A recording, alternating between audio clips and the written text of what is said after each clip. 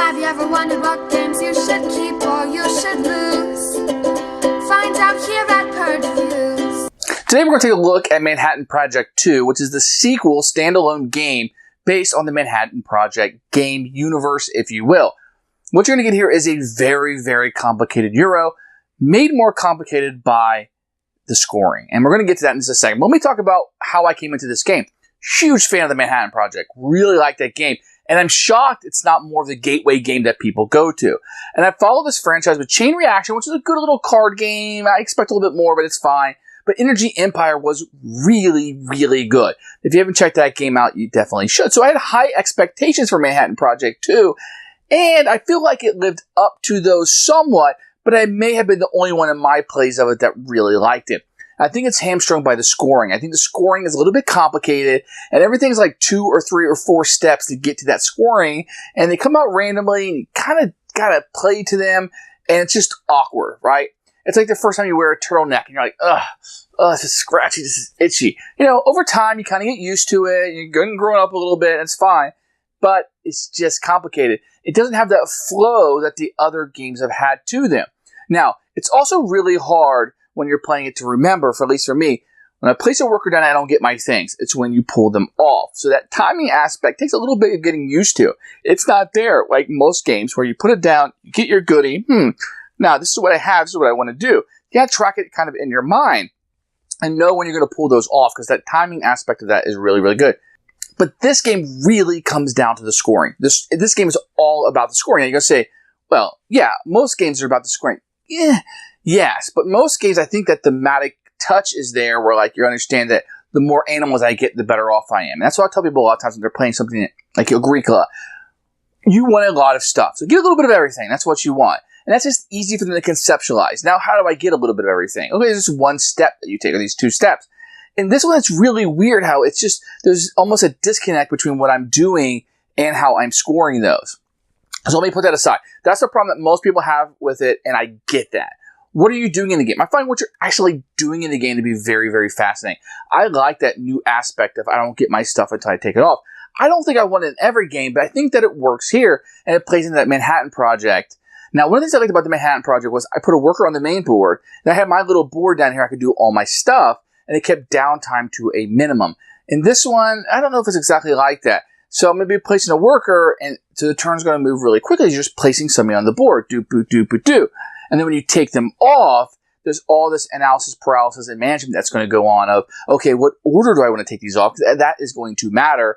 People, let me take that back, and I'll do this, I'll do that. So it's like, boom, boom, boom, boom. Yes, that's moving really quickly. But when you do take a lot of workers off, especially later in the game when you have a lot, it is going to have a little bit of downtime to it. You know, since this is nothing like that's a severe downtime, but it's a little bit that's there. And those people that kind of struggle with that may find it even harder here. Now, there's a lot of pieces moving around this game. This is a big game compared to Manhattan Project. This is the big brother, and it is brutal. And you kind of got to understand what's going on. Someone who's played this a couple of times and kind of has the scoring down and how it works will probably beat you in this. And one of the things I would start with saying is, like, defense is really important. You may not think so. Get those nuclears out. And the whole thing with the bombing and the submarines, it's almost like a disconnect from what you're doing in the rest of the game. I get it that the military is there, and that's what they're supposed to be doing, but it's almost like this mini game that I'm playing. It's just really hard to kind of know what's going on. People can put the decoys into stuff, which is really cool. It's really neat, but you kind of never know really where you stand. So at some point, you might have this big defense, but the bigger defense you have, people are just going to come after you more, it seems like, or they should at least. So it's almost like you're better off having less defense because people won't attack you as much in comparison to everybody else. I don't know. This is one I would tell you to try before you buy. There's a lot going on. It's very heavy. What you're doing on a turn is very easy. You're popping a worker down, not too hard. The options that you have aren't that bad, but it's that scoring. It's almost like boom, boom, boom, really easy. And it's like drop off a cliff to kind of understand how it scores. But what you do on any individual turn is very, very simple. So I think that disconnect was really hard for people to put together what they're playing. You're going to have a group that's willing to play this, let's say 3 times minimum to kind of get what's going on here. You know, if your group picks up the first time, great, you're smarter than us. But in my experience, you know, maybe that twice, you're like, oh, okay, that's starting to click a little bit for me. They need to be committed to playing this. And because of the length of the game, I don't think you're going to be playing it twice or 3 times in a night. But definitely within a 2-week period, you need to play this game 2 or 3 times and then kind of grasp what's going on here and see if you like what the game is giving you. So for me, I'm going to say this is a keeper for me. I want to play it more. I don't know who I'm going to play it with because nobody else really enjoyed it as much as I did. But I think what you're getting here will pay off in time once you kind of get that scoring downloaded and kind of see how everything works around in your head. But for me, it's a keeper, but I'm going to hesitate here just a bit and say, try it before you buy it. Look at the flow of the game. See if this is something that will interest you. But if you like the deeper Euros, this is definitely one that may fit that niche for you. I think it's a wonderful game. It's very well made. I'm glad to have it part of the Empire here, the Manhattan Project. Although if I had to choose between this and Energy Empire, I think I would pick Energy Empire. And between the first one and Manhattan Project is one that should just be in your collection. It's very light. It's a gateway worker placement. Love it. I think this is the third of the bunch I would buy, with Chain Reaction being the worst. So Manhattan Project should be in everybody's. Energy Empire gets a little bit heavier. Manhattan Project 2 is the heaviest. And then Chain Reaction, which is this little short card game you might want for a filler. So that's how I would rate those. And so, but I am going to keep it. Take that with a grain of salt. The first thing you're going to do is everybody's going to get 2 of these countries randomly assigned to them. And you're going to choose one of them, and the other side will become the player aid for the turn. And these will just give you a little bit of power. So in China, you can produce an extra worker. You may pay a coin to make a third placement on the turn. In France, up to 3 times per turn, collect an additional $1 when you activate a reactor. So these will just give you like little things to play towards. What you're going to see here is the scoring, and this is going to be the scoring around the board. And what you're going to have is you're going to have places across the board that will trigger scoring based on the victory points that are going. And you're going to have a light bulb in each of these areas across the middle. And these are going to represent the different research that you can push up during the game. And anytime that your research goes up, you just push this up, and as the game progresses, these will be on different areas. So what these are going to do is, the subs, the top one, is going to allow you to build these subs. And the higher your technology is, if you get up to a technology of, say, a level 3, you'll be able to build any of these cards. So you want to push that up as quickly as possible. Now, the bombers will allow you to buy bombers that are higher, and each bomber is going to have a tech requirements. This one will be 3 or 4. So you can't build these until your tech gets up to 3 or 4. Now the reactors, what they're going to let you do is be able to get these nuclear little icons that you'll be able to get. The higher up your tech is, every time you activate one of these, you'll be able to produce more and more of those. Now for the Icbm, it's going to let you take those nuclears out of your supply and actually put them into use. So basically whatever number this is, if your number was up to 3, you could take 3 out of your personal reserve and put it on the silo, thus activating. It's a step that you would do. And the last one is your arms defense, the ABMs. And this is going to be your defense. And defense is going to be really, really important in all of the scoring that we're going to do. So the more you pump this up, the more you're going to have. Now, it doesn't really give you anything. It's just going to help you score. Think about it as a modifier when you're scoring. So that can be very important, but maybe not something you want to go after first. So you generally speaking, you'll be wanting to push all these to the right. If they were all maxed out on the right, you'd be good to go, but that's not realistic. So you're going to have to, based on your strategy and how you're going to try to score, is based on what you're going to do. Now, it's really important to know that there will be randomly assigned when the 4 aspects of scoring will happen in this game. So you'll do each of the 4 aspects of scoring, and then at the end of the game, you'll score all 4. So let me try to explain these the best I can. So the Icbms you're going to score, the third world countries, the bombers, and the subs. These will be scoring mechanisms that will happen.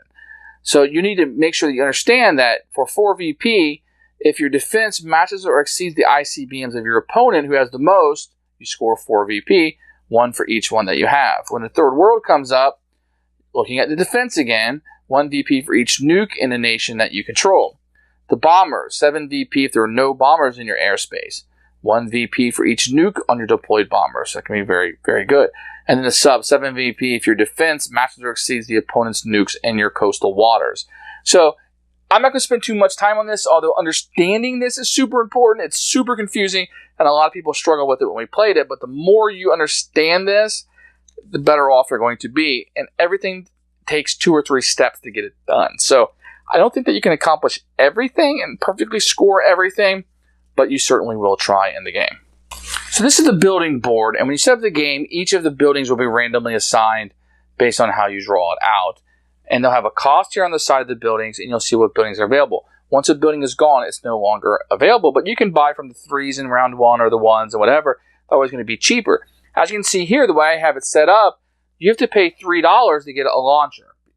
Now, that won't always be the case. It could just easily been drawn out for the first one, but it's not. Now, a reactor, you could get one for $2 or $3.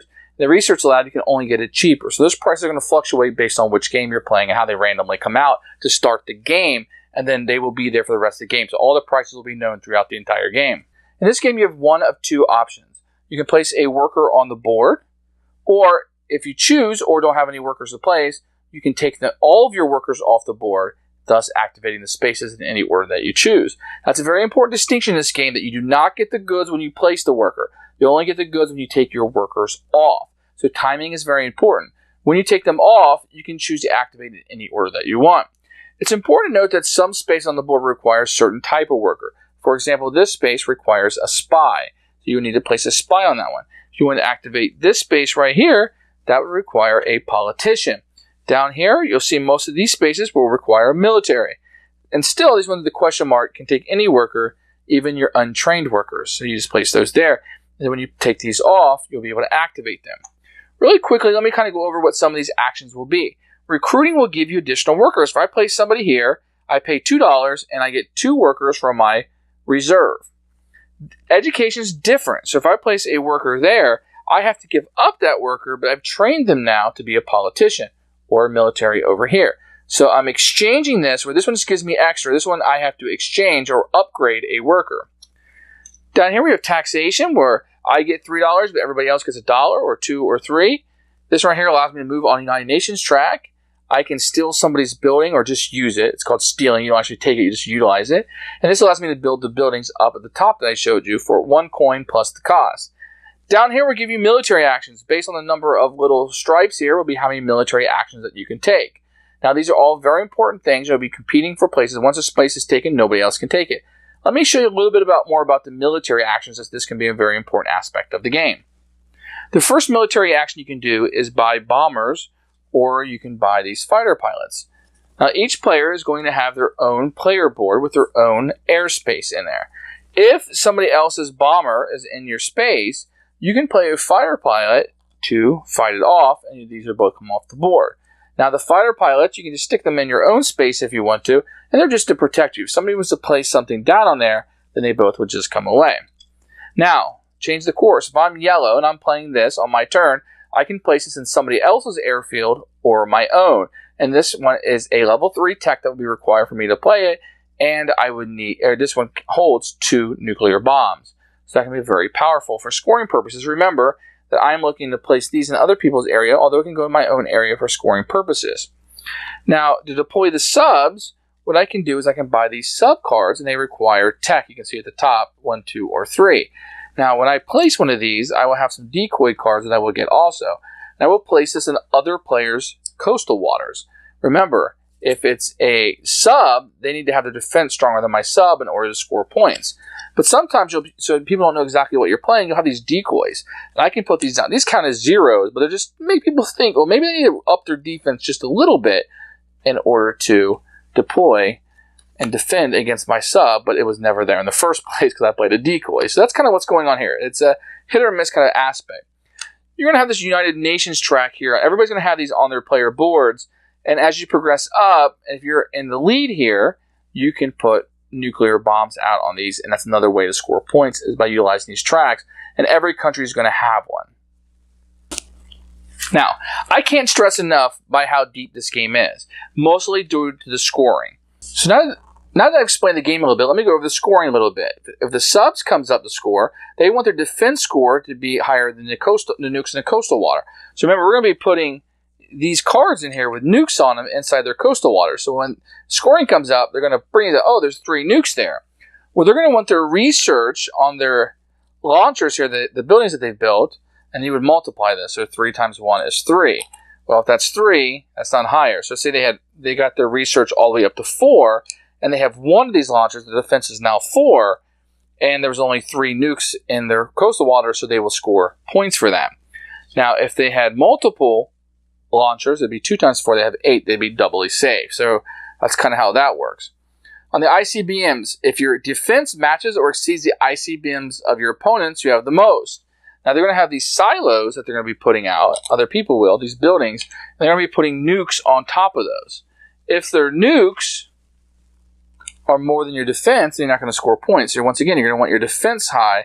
And you're going to get victory points other ways, one for each of your ICBMs, and etc. The third world, if your defense matches or exceed the nukes in a third world nation on your player board.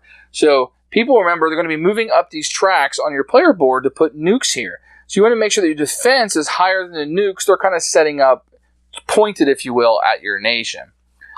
And then you finally have the bombers. So if there are not any bombers in your airspace, you get 7 victory points and 1 for each nuke deployed. This is probably the most straightforward one because you're just dealing with this space right here. You just want to make sure you don't have anybody's bombers or nukes here.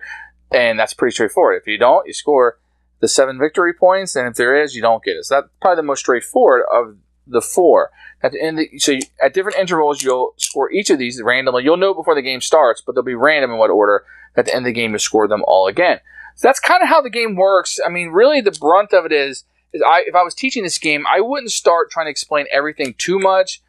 You know, understand the importance of defense, kind of explain that a little bit, and then you have to understand that you're placing workers. You don't get your stuff till you pull it off, and then just kind of go with the flow, kind of learn the game. Probably going to take you 1 or 2 learning games to kind of get this down. Not necessarily what to do, but that scoring mechanism is very tough at the end to try to understand that. So that's Manhattan Project number 2, Minutes to Midnight. Who should buy this game? I think this game should be for people who really like Manhattan Project. Set that aside. This is going to be the deeper version of it. This is going to be the heavier version. This is going to be really complicated compared to Manhattan Project, in my opinion. Now, if you like heavy Euros, this is the one you might want to invest in. If you like the theme, and so I know this theme turns some people off, but it's still interesting. I think there's a lot of history going into this, and it's a fun little theme for me of building these bombs and not really setting them off. So that's going to interest some people into it, but this is a heavier one. So this is not for your gateways. It's not for your non-gamers. You're not going to be playing this over Thanksgiving night. It's not a party game. It's a deep Euro that takes some concentration, and in my opinion, takes a little bit of work to get into it, understanding that scoring. And when you're teaching this game, make sure you focus on that scoring more. I think that's where some of my flaws came in when I was teaching it. Focus on the scoring. I think people will enjoy it more. For me, it's a keeper. I'm lukewarm on it right now because I like it a lot more than other people do. But if it looks like something you're interested in, you like those heavier Euros, this could be it for you. Thanks for watching the video. I really appreciate you tuning in. If you liked it, please like it and hit that little subscribe button. That really helps out the channel. Lets us know that you're getting the videos that you want. If you agreed or disagree with what I said, feel free to comment below. I'd love to hear what you have to say, and I promise that I will comment back. Thanks for watching, and everybody else, keep playing games.